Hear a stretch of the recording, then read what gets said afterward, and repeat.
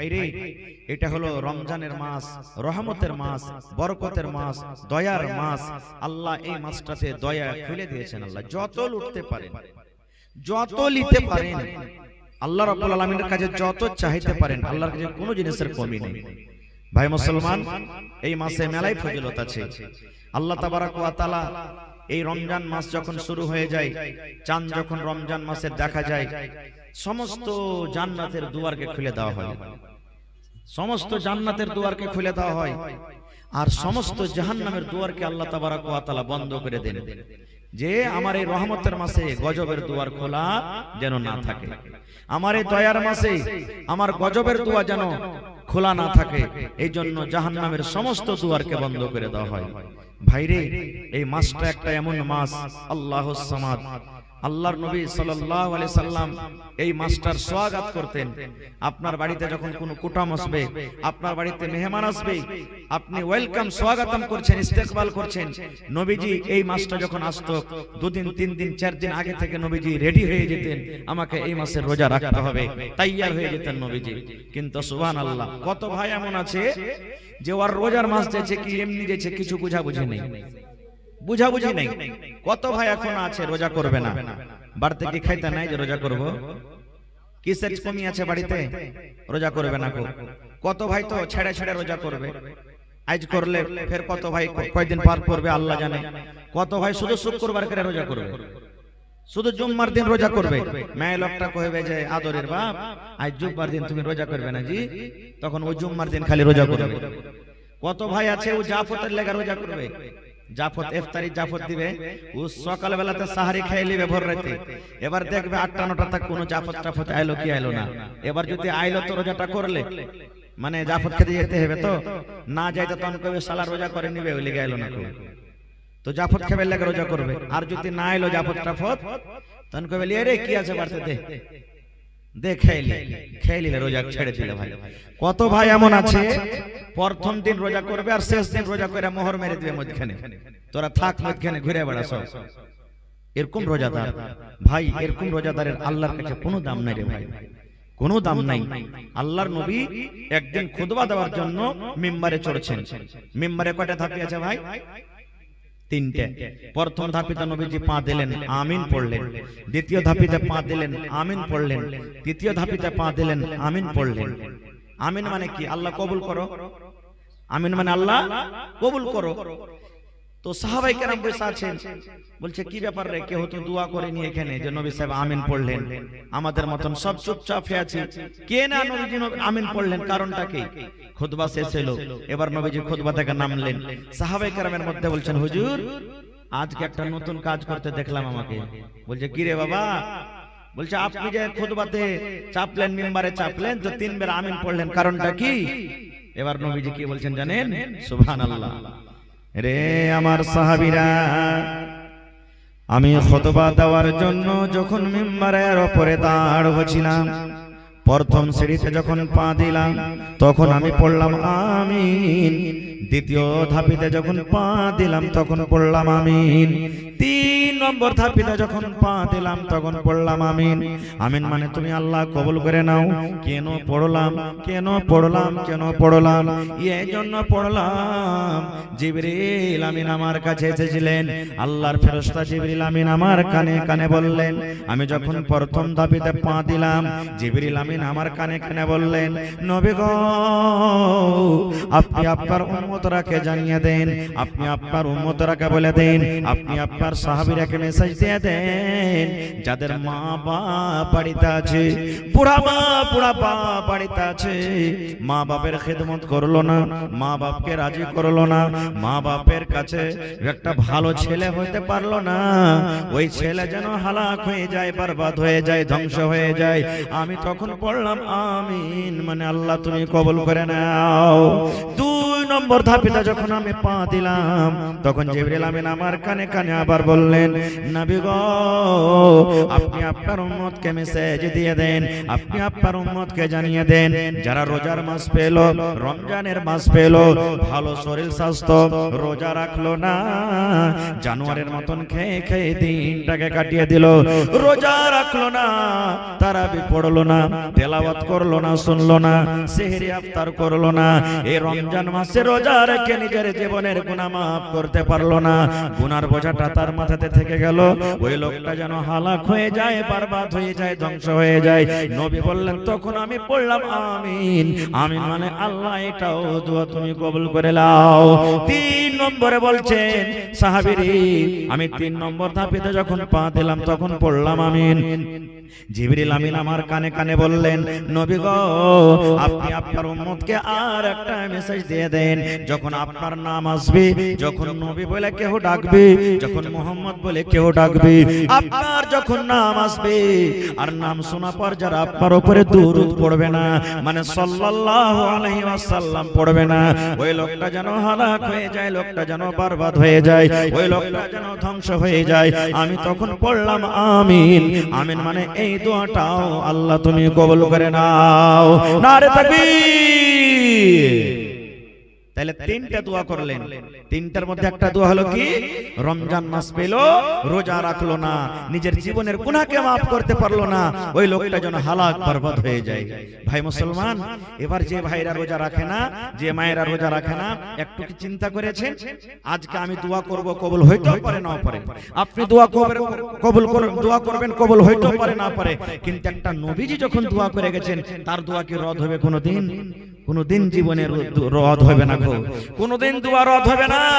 এবার বুঝে দেখেন যারা রোজা রাখেন না, কেউ দেখতে না পেতে গেল, কে দেখছেন? জোরে বলে আল্লাহ। রোজা রেখেছি কি রাখিনি মানুষ কেউ বুঝতে পারবে না, কারণ এটা নিয়তে।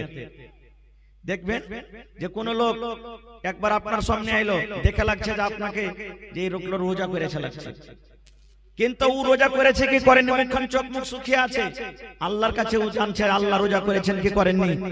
আল্লাহ তাবারাক ওয়া তাআলা ওর অন্তরের মালিক, দিলের মালিক বেশি আল্লাহ জানে। এই জন্য এই রোজাটা হলো দিল থেকে ইবাদত, এই রোজাটা হলো শরীরের ইবাদত। এই জন্য ভাই এই ইবাদতটা আল্লাহ তাবারাক ওয়া তাআলা নিজে বলছেন আমি তার বদলা দেব। তো ভাই যারা রোজা রাখেন না সাবধান হয়ে যান, এখনো 20টার মধ্যে যেটা আপনার ছুটেছে, রমজান মাস যখন পার হবে রোজা কোটাকে করে নিন, আর সামনে যে রোজা কোটা আছে একটা কিন্তু রোজা ছাড়বেন না। আল্লাহর নবীর দরবারে আল্লাহ রাসূল দোয়া করতে গেলে আল্লাহ তাবারাক ওয়া তাআলা নবীর দোয়া কবুল করবেন, এই কথাটার উপরে বিশ্বাস আছে না নাই? জোরে বলেন বিশ্বাস আছে না নাই? একটা বুখারী শরীফের হাদিস শুনেন, নবীর দোয়া কেমন ভাবে কবুল হয়, কত বিশ্বাস করেছেন আল্লাহ নবীর জামানাতে সাহাবায়ে কেরাম।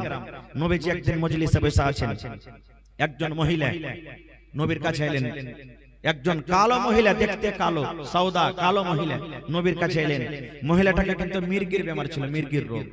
দেখেছেন গ্রামে এলাকাতে কোন লোকের কাছে মির্গির বেমার থাকলে কাঁপতে কাঁপতে কাঁপতে মানুষজন বসে আছে, হঠাৎ বেহুশ হয়ে যাবে, দাঁতে মতে লেগে যাবে। মির্গির বেমার, ও আগুন বুঝবে না, পানি বুঝবে না, যখন মনে হলো বেমারিটা উঠে যাবে। এবার ওই কালো মহিলাটা ঈসা রাসূলকে বলছেন, আল্লাহর নবী গো, আমি জানি একটা আপনার নবী, আপনি হলেন দয়ার নবী, দয়ার হাবিব। আপনি যদি আল্লাহর দরবারে দোয়া করেন আল্লাহ রাব্বুল আলামিন আপনার দোয়াকে কবুল করবেন, রদ করবেন না। নবী গো বড় আশা নিয়ে আপনার কাছে এসেছে গো নবীজি, একটু আপনি আমার জন্য দোয়া করে দেন, কারণ আল্লাহর কাছে আপনি যদি দোয়া করেন আল্লাহ রাব্বুল আলামিন আপনার দোয়া কবুল করবেন, আল্লাহ আপনার দোয়াকে রদ করবেন না। এবার নবী বলছেন কি দোয়া করব তোমার জন্য? এবার সেই মহিলা বলছে, নবী গো আল্লাহ আমাকে মির্গির বেমার দিয়েছে, আমার কাছে মির্গির রোগ আছে, আমার কাছে মির্গির অসুখ আছে, আমি একটা মির্গিওয়ালি পেশেন্ট। নবী গো আমি আগুন বুঝি না, পানি বুঝি না, লোকজন বুঝি না, যখন মন তখন আমার বেমারিটা চালু হয়ে যায়। একটু আপনি আল্লাহর দরবারে দোয়া করে দেন, আল্লাহ যেন আমার রোগটাকে ভালো করে দেয়, আল্লাহ যেন আমার মুসিবতটাকে ভালো করে দেয়, আল্লাহ যেন এই বেমারি থেকে আমাকে নাজাত দিয়ে দেয়। আপনারাও আমরাও মসজিদে ইমাম সাহেবকে বলি, ইমাম সাহেব একটু দোয়া করে দেন না, আমার বাপ কে অমুক তমুক মুসিবতে আছে, করি না? তো রাসূলের দরবারে যায়, রাসূলকে বলছেন হুজুর একটু দোয়া করে দেন, আল্লাহ যেন আমার মির্গির বেমারকে দূর করে দেয়। এবার নবীজি কি বলছেন? রে আল্লাহর বান্দি, দোয়া করতে তুমি বলেছো আল্লাহর দরবারে দোয়া করবো রে বান্দি, হয়তো আল্লাহ আমার দোয়া কবুল করবে, তুমি ভালো হয়ে যাইবে। তবু আল্লাহর বান্দি রে, তোমাকে দুটা কথা বলবো, দুটার মধ্যে যেটা তোমাকে ভালো লাগবে সেটা তুমি আমাকে বলো। বলছে কি নবী গো দুটা কথা? নবী বললেন, এই আল্লাহর বান্দি, আল্লাহ তোমাকে বেমারি দিয়েছে, রোগ দিয়েছে, তুমি যদি সবর করতে পারো, তুমি যদি ধৈর্য ধরতে পারো, যদি তুমি আল্লাহকে বলো মাবুদ রে তুমি আমাকে বেমারি দিয়েছো, আমি সবর করব, আল্লাহ আমি ধৈর্য ধরবো, এই বেমারির কারণে তুমি সবর করতে পারো, তাহলে আল্লাহর জান্নাতের ভিতরে তুমি চলে যাবে। এই বেমারিটার কারণে তোমাকে আল্লাহ জান্নাত দিয়ে দিবে। আর যদি বলো না দোয়া করে দেন আমি ভালো হইতে চাই, তাহলে আমি নবী দোয়া করব, হয়তো আল্লাহ তোমাকে ভালো করে দিবে। তাহলে তুমি কোনটা চাও বলো তো? আল্লাহর জান্নাতে যেতে চাও সবর করে, আর না আমি নবী তোমার জন্য দোয়া করব, তুমি ভালো হইতে চাও? এই যুগের আমরা মানুষ হতাম তো কি বলতাম? মুলি সাহেব দোয়া করতাম না, জি জান বেঁচে থাকলে মেলে কিছু হইবে নাকি? কিন্তু এরা আমার মা, এ বোনেরা শুনেন, সেই মহিলা বলছেন নবী গো আর দোয়া করতে বলবো না গো নবীজি, আর আপনাকে দোয়া করতে হবে না নবী গো, আল্লাহ রাব্বুল আলামিন আমাকে যে মির্গির বেমার দিয়েছেন গো নবীজি, আমি সবর করব, আমি ধৈর্য ধরব, সবর করে আমি আল্লাহর জান্নাতে যেতে চাই গো নবীজি, আর আপনাকে দোয়া করতে হবে না। আল্লাহ আমাকে বেমারি দিয়েছে, বেমারির কারণে আমি সবর করে আমি আল্লাহর জান্নাতে যেতে চাই নবীজি, আর দোয়া করতে হবে না, আমি সবর করে আল্লাহর জান্নাতে যাব। কিন্তু নবী গো একটু আর আমার জন্য দোয়া করে দেন গো নবীজি, আমার বেমারিটা ভালো হয়ে যায় এর জন্য নয়, আমি বেমারির পরে সবর করব নবী গো, এই জন্য আমি আপনার কাছে দরখাস্ত করি দোয়া করে দেন। আমি একটা মহিলা মানুষ, আমি একটা নারী মানুষ গো নবীজি, আমি যখন বেমারির হালাতে থাকি, আমার কাছে যখন বেমারিটা আসে, তখন আমার হুঁশ বুদ্ধি সব হারিয়ে যায়, হারাই না জ্ঞান হারিয়ে যায়, আমার দাঁতে মুতি লেগে যায় নবী গো, আমি তখন বুঝতে পারি না যে আমার মাথাতে কাপড় আছে কিনা, আমার সিনাতে কাপড় আছে কিনা, আমার পেটে কাপড় আছে কিনা, আমি পর্দা সিলাই আছে কি বেপর্দায় আছে আমি জানি না, আমি মানুষের পাঞ্জরে বেহুশ হয়েছি কি অমানুষের পাঞ্জরে বেহুশ হয়েছি, আমি আগুনের পড়ে পড়েছি কি আমি এমনি পড়েছি, আমি পানিতে পড়েছি কি কোন জায়গাতে পড়েছি, আমি বুঝতে পারি না নবী গো, আমার হুঁশ বুদ্ধি সব হারিয়ে যায় নবী গো, আমাকে পর্দা করে থাকতে হবে একটা মহিলা মানুষ নবী গো, একটু আল্লাহর দরবারে দোয়া করে দেন। যখন আমার কাছে বেমারিটা আসবে, আমার কাছে যখন রোগটা আসবে, আল্লাহ যখন আমাকে বেমারিটা দিবে, আমি যখন বেহুশ হয়ে যাব, তখন যেন আমার মাথাতে কাপড়টা থাকে, আমার যেন পিঠে কাপড়টা থাকে, আমার যেন সিনাতে কাপড়টা থাকে, আমি যেন পর্দাশীল হয়ে থাকি নবী গো, আমি যেন বেপরদা না হয়ে যাই। সুবহানাল্লাহ। এ ভাইরা মায়েরা খালারা, একটা পর্দা করার জন্য একজন মহিলা রাসূল কাছে বলছেন হুজুর দোয়া করেন যেন আমি বেপরদা হয়ে যাই। আর আজকালকার মা খালারা পর্দার গর্দা উড়িয়ে দিয়েছে, দেয়নি? দিয়েছে না দেয়নি? সুবহানাল্লাহ। এই আমার মায়েরা খালারা, আল্লাহর নবী বলেছেন যে মা, যদি কোনো মহিলা, যদি কোনো নারী, যদি কোনো মা, যদি কোনো বোন বেঁচে থাকা কালে চারখানা জীবনে কাম করতে পারে গে মা, আল্লাহ রাব্বুল আলামিন জান্নাতের 8খানা দুয়ার তাদের জন্য খুলে দিবেন। কিয়ামতের দিন আল্লাহ ডাকবেন বান্দিরে, 8টা দরজা তোমাদের জন্য খুলে দিলাম, এসো এসো এসো এসো, জান্নাতের ভিতরে যেই দরজা দিয়েছে তুমি জান্নাতের ভিতরে চলে যাও। কয়খান কাম করতে হবে? কয়টা? মাত্র 4টা কাম কামা। এই আমার আলীনগর বাদালপুর গ্রামের মায়েরা খালারা শুনেন, জীবনে বেঁচে থাকা কালে 4খান কাম করবেন, আল্লাহর জান্নাত আপনার জন্য রেডি হয়ে আছে। একবারই সহজ। পুরুষের জন্য আপনাকে গরমা ধানের ভেজে যেতে হবে না, পুরুষের মতো আপনাকে কৈদল চালাইতে হবে না, পুরুষের মতো আপনাকে বর্ষার দিনে কাম করতে যেতে হবে না। আপনি বাড়ির মহিলা, বাড়িতে থাকেন, পুরুষের খেদমত করেন, আর ছেলে মেয়ে দেখাশোনা করেন, স্বামীর মালের হেফাজত করেন, আর 4খানটা মাত্র জীবনে কাজ করেন, আল্লাহ আপনার জন্য জান্নাত রেডি করে দিয়েছে। কি কি 4খান কাজ?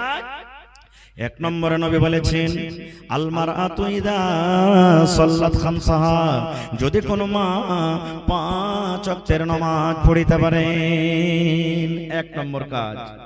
1 নম্বর কাজ গে মা, 5 ওয়াক্তের নামাজ পড়িতে হবে। কিন্তু হায়রে আফসোসের কথা, কত মা খালা বোন এমন আছে নামাজ কি জিনিস, নামাজ কাকে বলে, নামাজ কি জিনিস এখন পর্যন্ত বোঝে না। নমাজই বুঝে না। কত বহিন মা খালা এমন আছে যে সূরাতুল ফাতিহা পর্যন্ত জানে না এখন, এরকম আছে। এই যুগেকার যারা বহিন বেটি আছে তারা মেলায় কিছু শিখছে আল্লাহর রহমতে, মাদ্রাসাতে স্কুলে পড়ে লেখে মেলায় কিছু শিখেছে, কিন্তু এখনো হয়তো 30 বছর 40 বছর 50 বছরকার আগেকার যেগুলা মহিলা আছে এখনো কিন্তু কিচ্ছু জানে না। ভাইদের মতো আছে, এটা নয় যে ভাইয়েরা জানে না, ওরাও আছে মেলায় ভাই এমন আছে যে জানে না কিন্তু শিখারও চেষ্টা করবে না। ভাইরে যেদিন কিয়ামত কায়েম হবে, হাসরের ময়দান হবে, নবী বলেছেন আল্লাহ রাব্বুল আলামিন সমস্ত মানুষের হিসাব নেবেন। ওই কিয়ামতের দিন সমস্ত আমলের মধ্যে আল্লাহ তাবারক ওয়া তাআলা যে জিনিসটার হিসাব নেবে রে বন্ধু, সেটা হলো নামাজ, সেটা হলো নামাজ, সেটা হলো নামাজ, সেটা হলো নামাজ। নবী বলেছেন যার নামাজের হিসাব ভালো, নামাজে যে পাস হয়ে যাবে সমস্ত জায়গাতে পাস হয়ে যাবে, আর যারা নামাজে ফেল করে যাবে কিয়ামতের মাঠে কোনো জায়গাতে পাস করতে পারবে না। এত বড় নামাজটা ইবাদত, এত বড় ইবাদত। ভাই সৌদি আরবে বাজ ওলামার ফতোয়া আছে, জানেন কি? যদি আপনাকে বলিতে হয়তো মাথাতে আগুন লেগে যাবে। ওলামায়ে কেরামের ফতোয়া আছে, সৌদি আরবের বাজ ওলামার ফতোয়া, যে স্বামী স্ত্রী বিয়ে হয়েছে, বিয়ে পর যদি স্ত্রীটা নামাজ না পড়ে আর পুরুষটা নামাজ পড়ছে তাকে তালাক হয়ে যাবে। তালাক হয়ে গেল। ইয়া পুরুষটা নামাজ পড়ছে, মেয়ে লোকটা যদি নামাজ না পড়ে তার তালাক হয়ে যাবে। তালাক হয়ে যাবে।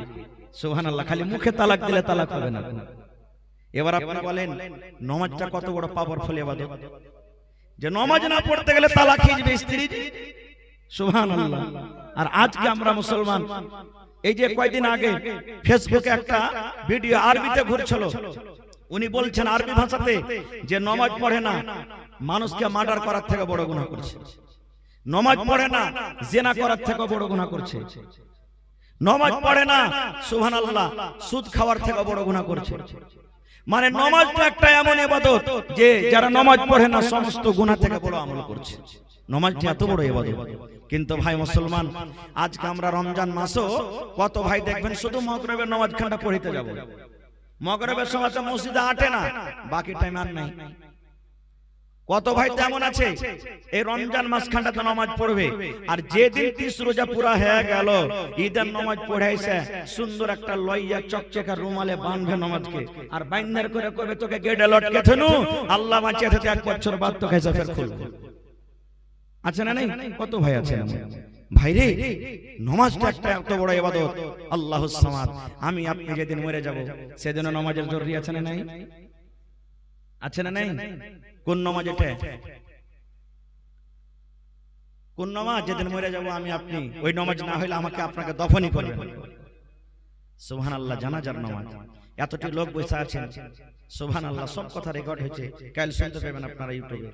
এটা ছোট জলসা মনে করিয়েন না, খুব দামি কথা হয়েছে। কোনদিন জিজ্ঞাসা করেছি হাজী মাওলানা জানাজা কেমন করে পড়িতে হবে? একটা আখরি নামাজ পড়ে বিদায় করব। একটা বাপ যখন বেটির বিয়ে দেয় কত কান্দি আমরা। বেটি এক বাড়ি থেকে অন্য বাড়ি যায়, বেটিও কান্দে, মার গলা ধরে, ভাইয়ের গলা ধরে, চাচার গলা ধরে, কত কান্দে। কেন? আমি বাপের বাড়িতে এতদিন থাকলাম, ভাইয়ের বাড়িতে থাকলাম, পরের বাড়িতে যাব আমার স্বামীটা কেমন হবে, আমার শ্বশুর কেমন হবে, শাশুড়ি কেমন হবে, ননদ কেমন হবে, দেওর কেমন হবে, কত রকম মনে ব্যথা নিয়ে কান্দে।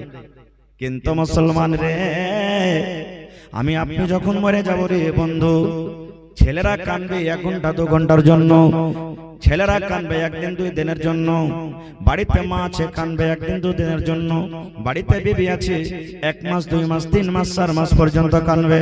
কিন্তু মুসলমান রে, জীবনের যদি আমলটা ঠিক না হয় রে বন্ধু, জীবনের আমলটা যদি আমরা ঠিক করে না যাই, কবরে আমরা সারা জীবনের মতন কাঁদবো। আজকে যে ছেলের জন্য নামাজকে আপনি কাজা করেন, যে স্ত্রীর জন্য আপনি নামাজটাকে ছেড়ে দিলেন, যে বেটির জন্য মসজিদে যেতে পারলেন না, যেদিন আপনি মরে যাব, যখন আপনাকে আমাকে দফন করবে, কবরে যখন আমাকে আপনাকে রাখা হবে, জানাজা পড়ার পর যখন কবরে রাখা হবে, একটাই দোয়া পড়বেন। দোয়া পড়ো যে কি দোয়া? বিসমিল্লাহি ওয়া আলা মিল্লাতি রাসূলিল্লাহি সাল্লাল্লাহু আলাইহি ওয়াসাল্লাম। নাকি? কবরে নামার তো এটাই না। এবার নামিয়ে দিবে, নামার সময়তে ছেলে কি বলবে, নামার সময়তে বেটি কি বলবে, নামার সময়তে গ্রামের লোক কি বলবে, নামার সময়তে ভাতিজা কি বলবে। তাই কবি নিজের ভাষাতে বলছেন, কাহা আহবাবনে দফন কে ওয়াক্ত अब हम वहाँ का हाल क्या जाने, लिहाज तक आपकी ताजीम कर दी, आगे आपके अमाल जाने। কি বলবেন? কাহা আহবাব ने, ছেলে মেয়েরা বলবে, रिश्तेदार বলবে, কাহা আহবাব ने अब हम वहाँ का हाल क्या जाने, কবরের হাল কি জানি আমরা জানি না রে। लिहाज तक आपकी ताजीम कर दी, कबर तक তোকে নামিয়ে দোনো তোর ইজ্জত করে দিনু, আগে आपके अमाल जाने, আগে এখন তুই জানিস আর তোর আমল জানে। মুসলমান রে, শুধু তা নয় রে ভাই, আল্লাহর নবী বলেছেন যখন তিন খাবল করে মাটি দিয়ে আপনি বাড়ির দিকে রওনা হয়ে যাবেন, আপনার বাড়ির দিকে যখন যাওয়ার সময় হয়ে যাবে, আল্লাহর রাসূল বলেছেন সঙ্গে সঙ্গে আল্লাহর দুটো ফেরেশতা কবরের মধ্যে চলে আসবে রে ভাই। ওই কবরের মধ্যে আসা পর ওই যাকে কবরে রাখা হলো ওই মাইয়াতটা, আপনি যে হাঁটছেন আপনার জুতার আওয়াজ, আপনার চপ্পলের আওয়াজ ওখানে শুনতে পাবে। এই যে আমাকে দফন করে চলে গেল, ওই গ্রামের লোকেরা চলে গেল, আমার ছেলেরা চলে গেল, ওই দেখো মন্ডল সর্দারেরা চলে গেল, ও কিন্তু চপ্পল জুতার আওয়াজটা শুনতে পাবে। এরকম শুনতে না শুনতে কবরের মধ্যে দুটা ফেরেশতা আসবেন। দুটা ফেরেশতা আসার পর আমাকে আপনাকে কবরের ভিতরে উঠিয়ে বসাবেন। কবরে উঠিয়ে বসার পর ওরে আল্লাহ তিনখানা কবরের মধ্যে সওয়াল করা হবে। কয়টা সওয়াল? আচ্ছা আজকে যদি আমি আরবিতে আপনার সাথে কথা কই, আপনি বলতে পারবেন? বলতে পারবেন না। আরবিতে যদি আমরা কথা বলতে লাগে তো বলতে পারবো না। পারবো কি? কোরআন গালা মুখস্থ করে নিয়েছে আরবিতে 2-4-10টা সূরা, কিন্তু কোরআনের মানে সবে বুঝি না। কিন্তু মুসলমান রে, যেমনই আমি মরে যাব আপনি মরে যাবেন, কবরে যেমন রাখা হবে, ওখানে বাংলা ভাষা চলবে না, ওখানে ইংরেজি ভাষা চলবে না, ওখানে উর্দু ভাষা চলবে না, ওখানে নেপালি ভাষা চলবে না, ওখানে চাইনিজ ভাষা চলবে না। একটাই মাত্র কবরে ভাষা থাকবে, সেটা হলো আরবি ভাষা। সেই ফেরেশতা দুজন আমাকে আপনাকে কবরের মধ্যে উঠিয়ে বসাবেন। ওই সওয়াল গালা কিন্তু আগোটা আউট হয়ে গেছে, সওয়াল আগে আউট হয়ে গেছে। এখন আপনি ইমতিহান দিতে যাবেন, ইমতিহান পরীক্ষা দিয়ে দিলেন, পরে যদি দেখলেন সওয়াল আউট হয়ে গেছে, ওই ইমতিহানটাকে রদ করে দেওয়া হয় কি হয় না? আরে সওয়াল আউট হয়ে গেছে, এটা ক্যান্সেল ইমতিহান। কিন্তু মুসলমান 1400 বছর আগে মাত্র নবী 3টা সওয়ালকে আউট করে দিয়েছেন। যে 3টা সওয়ালের তৈরি আমাকে আপনাকে জীবন বেঁচে থাকা কালে করতে হবে। কি 3টা সওয়াল? শুধু সওয়াল আউট করেনি, নবীজি তার জীবনে জবাব দিয়ে গেছেন, সওয়ালের জবাব দিয়ে গেছেন। কি সওয়াল করা হবে?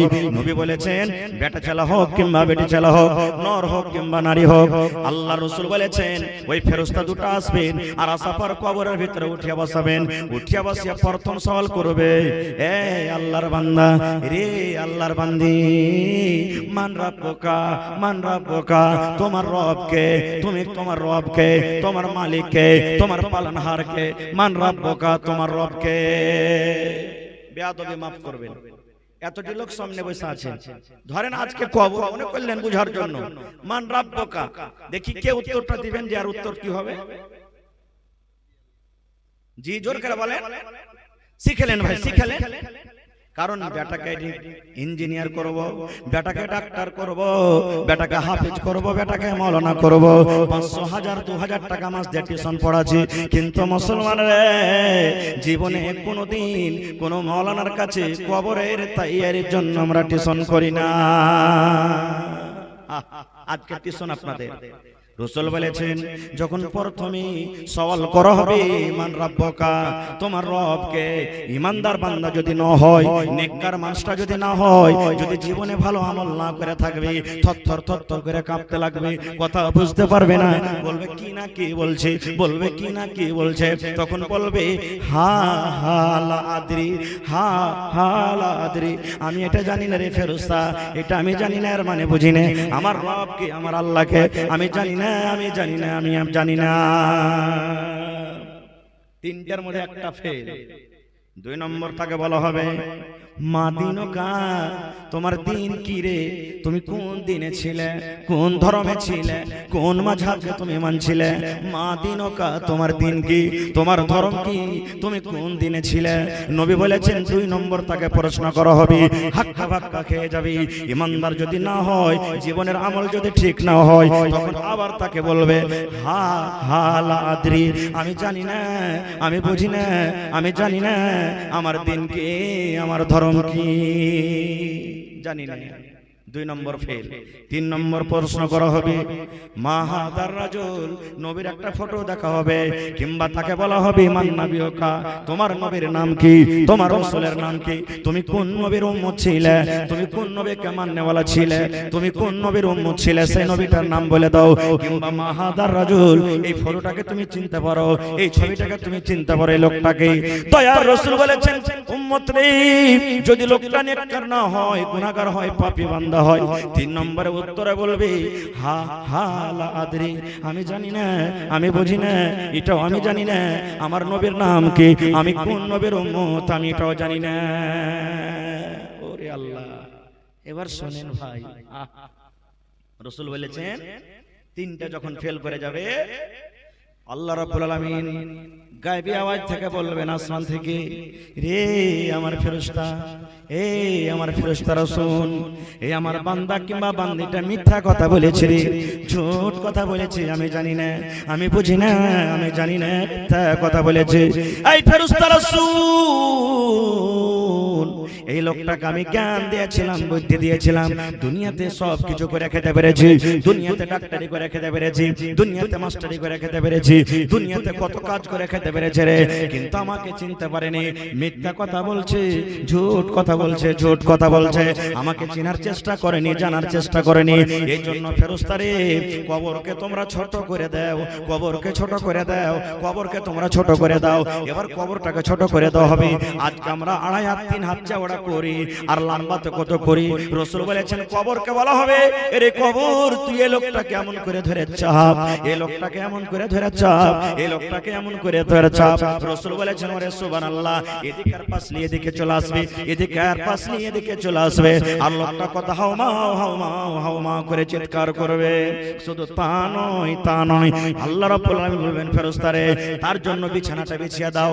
কেমন বিছানা বিছাও? ফুলের বিছানা নয় রে, তোশকের বিছানা নয় রে, আগুনের বিছানাটা দিয়ে দাও, তার কবরের ভিতরে আগুনের বিছানাটা দিয়ে দাও। এবং আল্লাহ রাব্বুল আলামিন আরো বলবেন জাহান্নামের দুয়ার তার কবরের দিকে মুখ করে খুলে দাও, কবরের দিকে মুখ করে জাহান্নামের দুয়ারটা খুলে দাও। কতদিন কবরে জ্বলবে, কতদিন থাকবে? ইলা ইয়াউমিল কিয়ামা, কিয়ামত পর্যন্ত তার কবরে আযাব হতে থাকবে।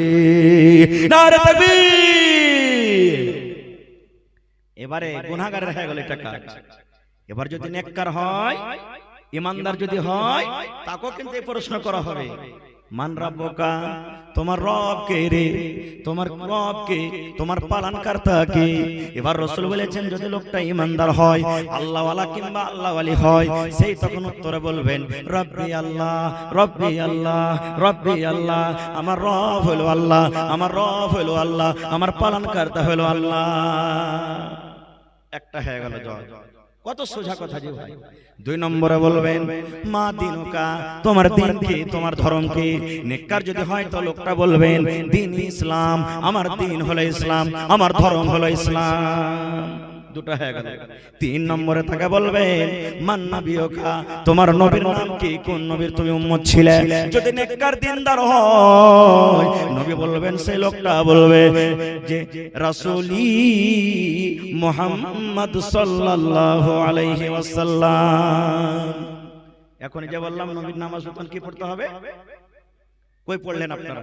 মুখ খুলে বলেন রাসূলি মুহাম্মদ সাল্লাল্লাহু আলাইহি ওয়াসাল্লাম। আমার নবীর নাম হলো মুহাম্মদ সাল্লাল্লাহু আলাইহি ওয়াসাল্লাম, আমি মুহাম্মদ সাল্লাল্লাহু আলাইহি ওয়াসাল্লামের হলাম উম্মত। 3টা জবাব যখন হইবে তখন ফেরেশতারা বলবেন এই নবীকে দেখেছো? বলছেন না। 2 চোখে দেখেছো নবীকে? বলছেন না। বলে তুমি কেমন করে জানো যে এটা নবীর নাম?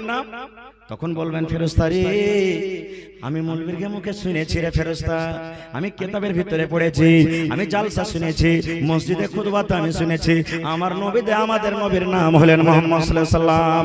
যখন এই জবাবটা হয়ে যাবে, আল্লাহ রাব্বুল আলামিন আকাশ থেকে বলবেন ফেরেশতা রে, আমার এই বান্দা বান্দিকে আর প্রশ্ন করিস না রে ফেরেশতা, আর তাকে প্রশ্ন করিস না, আমি রাজি হয়ে গেলাম, আমি খুশি হয়ে গেলাম, আমি আল্লাহ রাজি হয়ে গেলাম। ফেরেশতা রে, আমার বান্দার জন্য একটা কাজ করে দাও। কেমন কাজ করে দাও? কবরটাকে বড় করে দাও, কবরটাকে কোষাদা করে দাও। কত বড় বড় করা হবে? দয়ার রাসূল বলেছেন, এদিকে যার তার নজর যত দূর যাবে, সামনে তার চোখের নজর যত দূর যাবে, এদিকে সামনে যার চোখের নজর অত দূর যাবে, অত বড় কবরটাকে তুমি কোষাদা করে দাও। শুধু তা নয় রে ফেরেশতা, তার বিছানা বিছিয়ে দাও। কেমন বিছানা বিছাও? জান্নাতের বিছানা বিছিয়ে দাও, জান্নাতের বিছানা কবরে বিছিয়ে দাও। এবং ফেরেশতা রে, জান্নাতের দুয়ার, জান্নাতের গেট খুলে দাও, যেন জান্নাতের ভালো ভালো হাওয়া তার কবরের ভিতরে আছে। শুধু তা নয় রে ফেরেশতা, তারাকে বলে দাও, নাওমুন কানাওমাতিল উরুস, নাওমুন কানাওমাতিল উরুস, শুতে যাও, শুতে থাকো কবরের ভিতরে, শুতে থাকো কবরের ভিতরে। কেমন করে শুতে থাকো? একটা বিয়ে যখন ছেলেরা করে, নতুন বউ নিয়ে যেদিন বাসর ঘরে চলে যায়, নতুন বউ নিয়ে যেদিন বাসের ঘরে চলে যায়, সেই দিন মা জাগাতে যাবে না, সেই দিন কোনো ভাইয়েরা জাগাতে যাবে না, সেই দিন কোনো গ্রামের লোকেরা জাগাতে যাবে না। সেই রাতটা কত আরামের রাত হয়, সেই রাতটা কত খুশির রাত হয়। রাসূল বলেছেন, ওই বাসর ঘরের মতো তুমি কবরের ভিতরে শুতে যাও। কতদিন শুতে থাকবে? ইলা ইয়াউমিল কিয়ামা, আল্লাহ কথাকে বলবে কিয়ামত পর্যন্ত তুমি শুতে থাকো।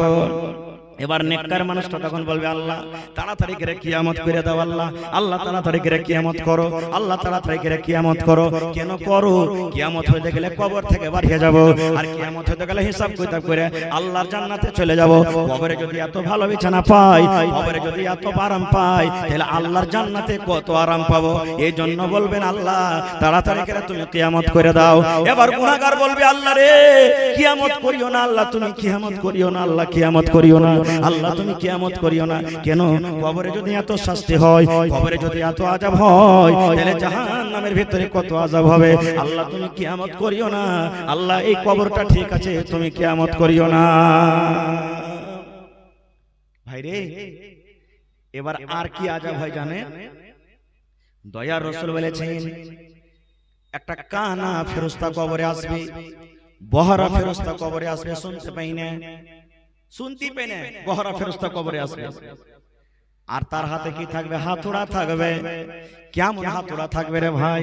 ওরে সুবহানাল্লাহ, এই দুনিয়ার হাতুড়া নয়, ওরে আল্লাহ যাকে আমরা গুরজ বলি, গুরজ বলি। দয়ার নবী বলেছেন, এত ওজন, এত ভারী হাতুড়া হবে, ওই হাতুড়া খানটা যদি পাহাড়ের উপরে রাখা হয়, পাহাড়ে যদি একটা বাড়ি মারা হয়, পাহাড় পিছে পিছে ছাতু বালি হয়ে যাবে। এরকম হাতুড়ার বাড়ি ওই ফেরেশতা তাকে কবরের মধ্যে রাখবেন, তাকে মারবেন, তাকে মারবেন, পিটবেন। ও হলো বহরা। কেন আল্লাহ তাকে বহরা করে পেটাবেন? এই জন্য বহরা করে পেটাবেন যে যখন তাকে মারা হবে, ও কত হাউমা করে চিৎকার করবে। আর বহরা মানুষ যতই কানবে, যত চিল্লাবে, মারিও না, বাঁচাও, মাগে মরে গেলাম যে মা, ও কানে শুনতে পাবে না, তার দয়া হবে না। হবে কি? শুনতে পাবে না, তার দয়া হবে না, লাগলো ওকে পিটতে থাকবে। কতদিন পিটবে? কিয়ামত পর্যন্ত। আর একটা কথা বলি যুবক ভাইরাকে, কত ভাইকে দেখবেন পেশাব করতে যায় এখনো পানি লাইনে, মেলাই ভাই আছে পেশাব করতে যায় পানি লাইনে। ভাই রাসূল বলেছেন, পানি না পাও তো ঢেল লিয়ে যাও, ইট লিয়ে যাও, তুমি পেশাবটা এমনি করিও না। কিন্তু কত ভাই দেখবেন পেশাব করলে লল ঝুঁকিয়ে চলে এলো, বাস মারতে থেকে গেল না। রাসূল বলেছেন, আল্লাহ নবীর জামানাতে একজন সাহাবী, তাকে যখন মাটি দিতে গেলেন, কবর দিতে গেলেন, যেমনই মাটি বরাবর করে দেওয়া হলো, দয়ার নবী আল্লাহু আকবার, আল্লাহু আকবার, আল্লাহু আকবার, আল্লাহু আকবার জোর জোর করে নবী পড়তে লাগলেন। যেমনই মাটি দেওয়া হলো, নবীজি জোর জোর করে আল্লাহু আকবার, আল্লাহু আকবার পড়তে লাগলেন। সাহাবায়ে কেরাম বলছেন, ফাকাব্বারনা, আমরাও জোর জোর করে পড়তে লাগলাম নবীর দেখা দেখি। মাটি টাটি দেওয়া হয়ে গেল, তখন একজন সাহাবী বলছেন, হুজুর ব্যাপারটা কি? আজ আপনি একটা আমল করলেন যেটা জীবনে কোনোদিন করেননি। বলছেন, কি রে বাবা? বলছে, মাটি দেওয়ার পর আপনি আল্লাহু আকবার, আল্লাহু আকবার জোর জোর করে এখানে পড়লেন, রাসূল বলছেন সাহাবীরে এই জন্য আমি আল্লাহু আকবার পড়লাম রে বাবা। যখন লোকটাকে মাটি দেওয়া হলো, মাটি দেওয়ার পর তাকে কবরে এমন জোর করে চাপ দিয়েছে, কবরে এমন করে চেপেছে, এদিকের পাশে এদিকে গেছে, এদিকের পাশে এদিকে গেছে। তখন আমি আল্লাহু আকবার পড়লাম। যখন পড়তে লাগলাম তখন তার আযাবটা বন্ধ হয়ে গেল। সাহাবীরা বলছেন হুজুর এই লোকটাকে কেন এরকম আযাব দেওয়া হলো, এই লোকটাকে কেন এরকম শাস্তি দেওয়া হলো? তাই আর রাসূল বললেন সাহাবীরে এই লোকটা এমন নেককার, এই লোকটা এমন দিনদার, এই লোকটা এমন পরেজগার, আজকে তার জানাজাতে ৭৭,০০০ ফেরেশতারা জানাজাতে শরীক হয়েছেন। শুধু তা নয় রে, লোকটা যখন মরলো আল্লাহ রাব্বুল আলামিনের আরশ পর্যন্ত কেঁপে উঠেছে। কিন্তু এত বড় শাস্তি কেন দেওয়া হলো? একটাই মাত্র গুনাহ, গুনাহটা হলো খুব ছোট, গুনাহটা হলো খুব বড়, কিন্তু বাঁচাটা হলো খুব আসান। চাইলে বাঁচতে পারতো। কেমন গুনাহটা? বলছেন নবী গো গুনাহটা কেমন গো নবীজি? বলছে যখন পেশাব করতে বসতো, পেশাব করার সময়তে পেশাবের ছিটা থেকে বাঁচত না,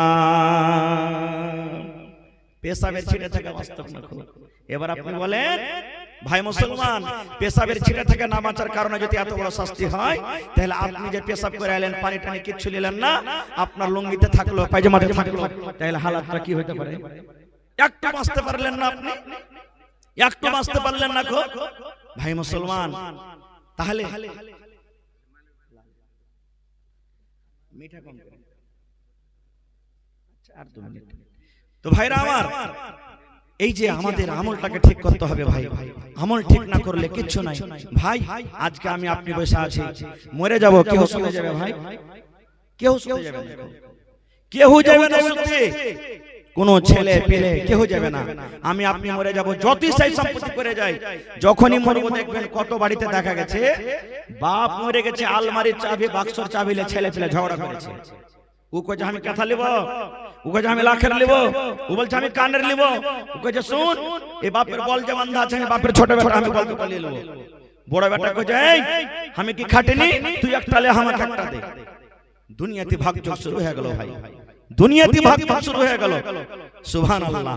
আজকে আমরা ভাগযোগ করছি জমিন জায়গা, শরীয়ত জানি না, শরীয়ত বুঝি না। রাসূল বলেছেন রে আমার উম্মত, একটা লোক যখন মরবে, মরার পরে পরে তোমরা দাওলাত ভাগ করিও না, সম্পত্তি ভাগ করিও না। বলবেন হাজী মাওলানা কখন ভাগ করব?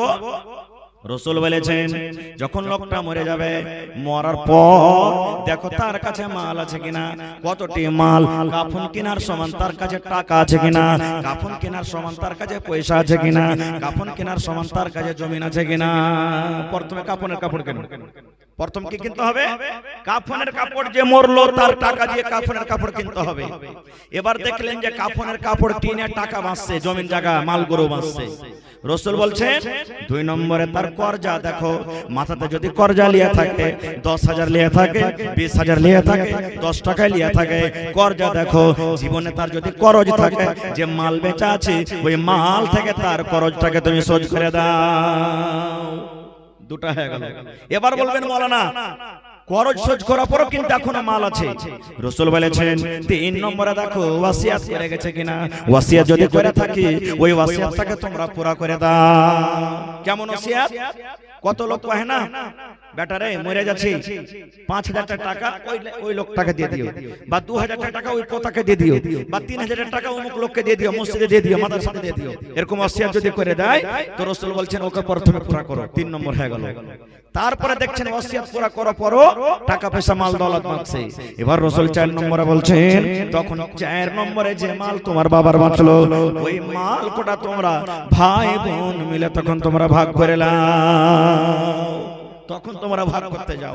আগে তোমরা লড়ালড়ি করিও না।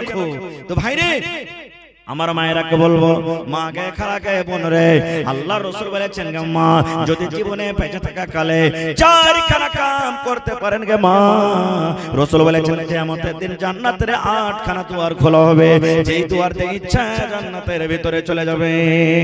তার মধ্যে 1 নম্বর আমি বললাম আল মারআতু ইযা সাল্লাত খামসাহা, যদি কোনো মা 5 ওয়াক্ত নামাজ পড়িতে পারে। নামাজটা কত বড় ইবাদত জানেন? একটা হাদিস বলি আপনাদের সামনে, মাওলানা বসে আছেন, জিজ্ঞাসা করবেন। আল্লাহ রাসূলের জামানাতে একটা সাহাবী দোকানদারি করতেন, যেমন আমরা দোকানদারি করি, দোকানদারি করতেন। এবার একটা মহিলা দোকানে সয়দা কিনতে গেছে, খাজুর বা কিছু কিনতে গেছে। তো যেমনই কিনতে গেছে, তো সেই সাহাবী ধইরা সেই বেটি ছেলেটাকে চুমা খেয়ে নিয়েছিল। বুখারী শরীফের হাদিস, মিশকাতে দেখবেন কিতাবুস সালাতের প্রথম হাদিস, চুমা খেয়ে নিয়েছে। এবার আমার আপনার মতন তো লয় যে গুনাহ করে দোনো ডাইন বাই দেখছি, কি হতো দেখতে পেলে না, না দেখতে পেলে যাক আলহামদুলিল্লাহ খুব ভালো হয়েছে। সেই সাহাবী ছিলেন, চুমা খাওয়া হয়ে গেল 9টা 10টা 11টা 12টার টাইম। ওরে আল্লাহ, সাহাবের ভিতরে বেচেনি শুরু হয়ে গেল। আল্লাহ করলাম তো করলাম কি, একটা পর বেটি ছেলেকে আমি চুমা খেয়ে নিলাম, একটা পর বেটি ছেলের গায়ে আমি হাত দিয়ে দিলাম, পর বেটি ছেলেকে আমি ধরে চুমা খেয়ে নিলাম। আল্লাহ আমার তো গুনাহ হয়ে গেল, পাপ হয়ে গেল। না না কি করব, কেউ দেখতে যদি না পায়, আমার আল্লাহ দেখছেন।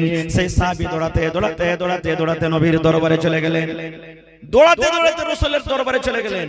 নবীজি ভুল হয়ে গেছে। কি হয়েছে ভুল? বলছে নবী গো, আমি একটা ওয়াপার বেটি ছেলেকে ধরে চুমা খেয়েছি গো নবীজি, এটা আমার ভুল হয়েছে, গুনাহ হয়েছে। ইয়ারই মধ্যে আজান হয়ে গেল, আল্লাহু আকবার, আল্লাহু আকবার, জোহর আজান হয়ে গেল। এবার জোহর আজানের পর নামাজ শুরু হলো, নামাজ পড়লেন। নামাজের পর তখন সেই সাহাবী আবার বলছেন, ইয়া রাসূলুল্লাহ, আমার দ্বারাতে ভুল হয়েছে নবী গো, আমার কোন রাস্তাটা আপনি বের করে দেন, আমাকে কি করতে হবে? রজম যদি করতে হয় আপনি আমাকে রজম করে দেন, পাথর দিয়ে মেরে মেরে মেরে আপনি আমাকে রজম করে দেন গো নবীজি, আমার দ্বারাতে ভুল হয়েছে। এবার নবী তখন তাকে বলছেন, হে আমার সাহাবী, তুমি কি আমাদের সাথে নামাজ কি পড়লে না? তুমি কি আমাদের সাথে নামাজ পড়োনি? সেই সাহাবী বলছেন, জি নবীজি, নামাজ তো পড়লাম। দয়াল নবী বললেন, সাহাবী রে, নামাজ যখন পড়েছো, আল্লাহ রাব্বুল আলামিন তোমার ব্যাপারে কোরআন নাযিল করে দিয়েছেন। আল্লাহ রাব্বুল আলামিন কোরআনে আয়াত দিয়ে দিলেন কি, ওয়াকিমিস সালাতা তারাফাইন নাহারি ওয়া যুলাফাম মিনাল লাইল ইন্নাল হাসানাত ইযহিবনাস সাইয়্যাত ওয়াকিমিস সালাতা তারাফাইন নাহারি ওয়া যুলাফাম মিনাল লাইল। রাতের দু কিনারে নামাজ আদায় করো, মানে 5 ওয়াক্তের নামাজ পড়ো। কেননা নামাজ একটা এমন ইবাদত, নামাজ একটা এমন ইবাদত, ইন্নাল হাসানাত ইযহিবনাস সাইয়্যাত, তুমি নামাজ পড়ে নেকি করবে, আর নেকি যখন করবে তোমার দ্বারাতে যে গুনাহ হয়েছে, আজাগর সাপ যেমন ছোট ছোট সাপকে ধরে খেলাই, এরকম তোমার নেকির কারণে ছোট ছোট গুনাহগালা শেষ হয়ে যাবে। যাও বাবা, তুমি নামাজ পড়লে আল্লাহ তোমার এটা গুনাহ maaf করে দিবে। যাও। দেখলেন নামাজ কত বড় ইবাদত, নামাজের কারণে কি হয়ে গেল? মুসিবত আল্লাহ দূর করে দিলেন, এত বড় গুনাহ maaf হয়ে গেল।